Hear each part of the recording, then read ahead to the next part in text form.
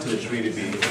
And once you've got that, then you do your basic wiring. So what they're going to do is figure out the basic framework of which branches will form the first, second, third on up the tree, which branches will be going on. Who's new in bonsai? Who's just start 1 year? Professor. Okay, try again. New, just started. Okay, about 5 years, within 5 years. Okay, between 5 and 10. Good. So we have wide range of variety. So I need to talk about aluminum wire also. Go ahead, Jonas. Go ahead. Talk about copper. Yes. Could you possibly rotate the tree so we can see what you're doing, maybe just 90 degrees? Yeah, It's almost impossible to see what's happening back there.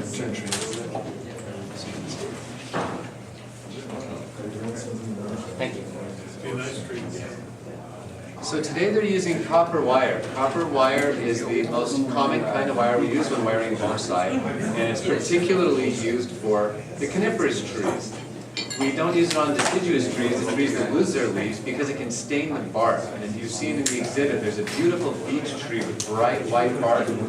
Putting the copper wire on there would actually leave dark marks on that, and that would take a lot of the fun out of having a tree with light bark. But when we have trees that already have dark colored bark, it's not a big deal to use the copper. And copper happens to be an outstanding material to use for bonsai because when you heat it up and anneal it, it actually softens the metal up. And so the soft metal is then very easy to apply, but as you bend it, it gets harder. And if you haven't done this before, we can cut you off a little snippet to try it. It actually starts off very soft, and as you work it, it gets really surprisingly firm. And so what's cool about that for the bonsai is he puts on a little bit of wire, bends it into place, and then it becomes very, very strong to hold those branches in place. Actually, can I get the attention a little bit? People in the front are having difficulty hearing here because there are real conversations about other stuff going on in the back. And so, talk about the tree among yourselves, that's great. But to have a continuous conversation in the back, people are just requesting me to make an announcement. Thank you. Thank you. And they're thanking me. Thank you.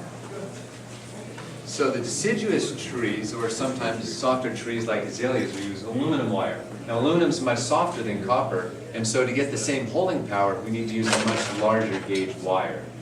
And that's why we want the wire to be as subtle as possible on the tree, and so we use the copper. Hi, Jonas.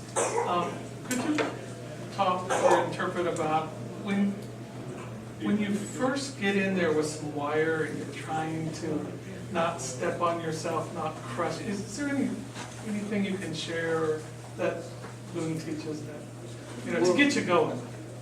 As in the very first things to learn when wiring? Yeah, or the techniques or... Well, I could say a couple things about that. The first is, I don't know that anyone's ever wired properly the first time they've tried. It's not easy.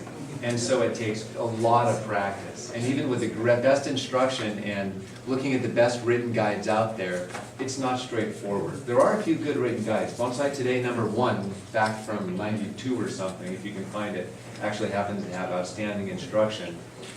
There are, for all of the complexity of wiring, for everyone here that's done it, they can tell you it's like chess, where you have to figure out several moves in advance.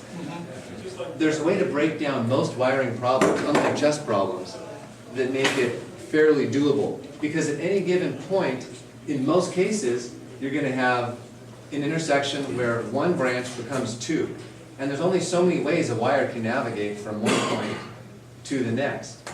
And so you figure out, well, that one's wrong, then you try it the other way, and maybe that won't be right.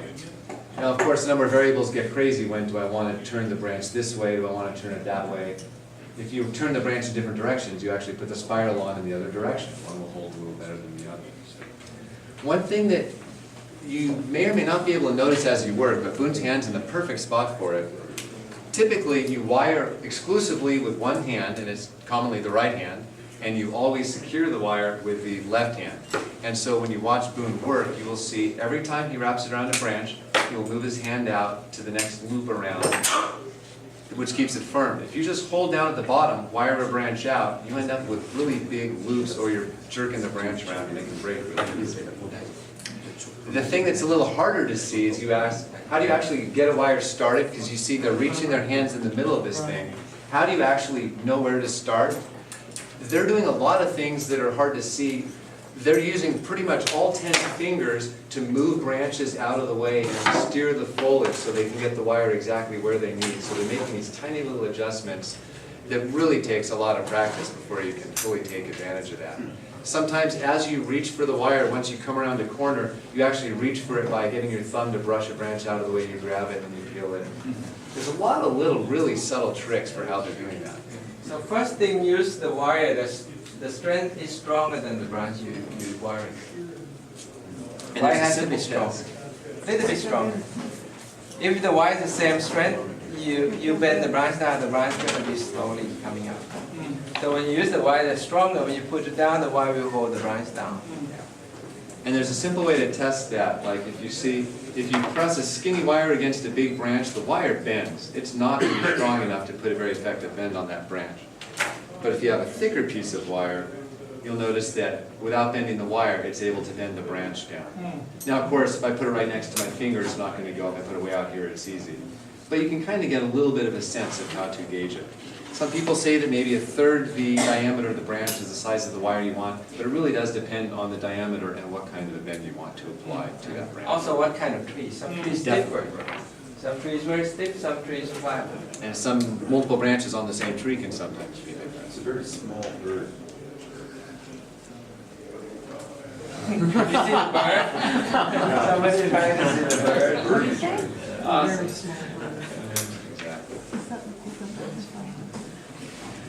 Typically, they work from the bottom of the tree to top. Does anyone have a guess as to why you start at the bottom and not at the top? For the people that are in that newest brewery. It says so on page 54. He's right, he's got me there. Why do they say that on page 15?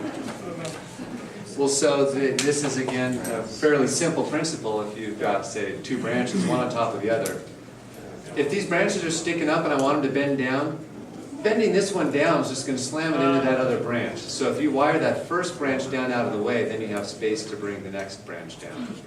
So when you're putting wire on a tree, you typically start with the first branches, which are usually the heaviest ones. You get them down out of the way, and then that gives you space to bring the next ones in. Now, when you are thinning trees, whether pulling needles or removing bits of foliage, do you start at the top or the bottom? Why do you start at the top? You're cutting the bench and drops down. Exactly, it would make a big mess. There'd be no reason to start at the bottom, and then you just make a big mess by pinching those off and letting it fall at the bottom. So some things are always top down, some are always bottom up. So we're going to work kind of in front. You see our behinds, and you can see the tree. The other one to mention is that now they're wiring it all, they're not really setting anything. As soon as they wire the branches, and then when you begin to see they set the branches in the right places, all of a sudden the tree starts coming alive like within minutes, you know. And that's another point for beginners is, when you look at the show, those of us who've been in bonsai a while have a specific way of looking at the trees. And you notice a lot of people will be bending down and looking at different heights. When they put the wire on the branches, they're all designed to be viewed from a very specific height, or at least a little small range. And very commonly, it changes a little bit tree to tree, but it's very often 1/3 of the way up from the top of the pot up to the top of the tree. And you'll notice when you walk back into the show, as you kind of crouch down a little bit, the branches will kind of snap into place. Looking from above, a lot of us are taller than a lot of the trees on the table. You look down at the tree and you see a green ball in most cases. But as you come down low enough, you can see little breaks between the branches and the little bit of air and light that kind of gets in between. You'll also notice that the undersides of the branches, in just about every single case, is very clean. And there's a reason why we do that too. It's definitely a convention, but does anyone have guesses as to why the undersides are as clean as they are? Any guesses? Or people who actually just know? So you can see the structure of the branching? Yes, it's aesthetically pleasing, but we also take a cue from nature about that. In general, when you look at trees that are very mature and have all kinds of little branches on them, the foliage that grows downward gets shaded out by the foliage above, and it tends to die. So we are essentially, by trimming away the things that are growing on the underside of the branches, accelerating what nature would be doing anyway. And so you'll see when they're done with the work, the undersides of the branches will be very clean. And that's just what's going to happen to the tree over time anyway. Sometimes you might get little things, but typically you'll see a very clean underneath.